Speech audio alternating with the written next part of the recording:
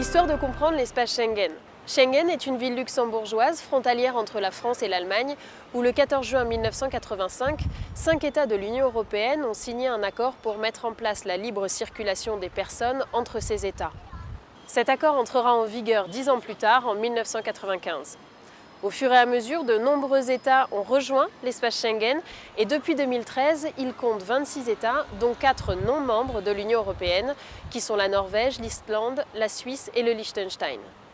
Dans les membres historiques de l'Union européenne, le Royaume-Uni et l'Irlande ont choisi de ne pas faire partie de cet espace, mais appliquent une partie des accords. En chiffres, l'espace Schengen s'étend sur plus de 4 millions de kilomètres carrés et rassemble 420 millions d'habitants. Le principe de l'accord est d'autoriser la libre circulation des personnes, c'est-à-dire donner la possibilité aux gens de franchir les frontières des autres pays de la zone sans se soumettre à des contrôles. Autrement dit, cet accord implique la disparition des frontières intérieures et le renforcement des frontières extérieures. Des règles communes d'entrée sur le territoire de l'espace Schengen ont donc été mises en place et le SIS, le système d'information Schengen, a été créé pour favoriser la coopération des États et permettre la constitution d'un fichier de signalement des personnes recherchées.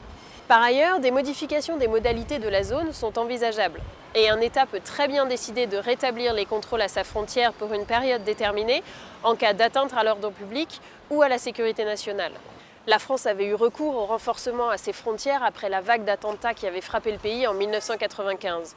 Aujourd'hui, François Hollande, comme l'a fait Angela Merkel, envisage de renforcer les contrôles face à l'afflux de migrants venus de Syrie.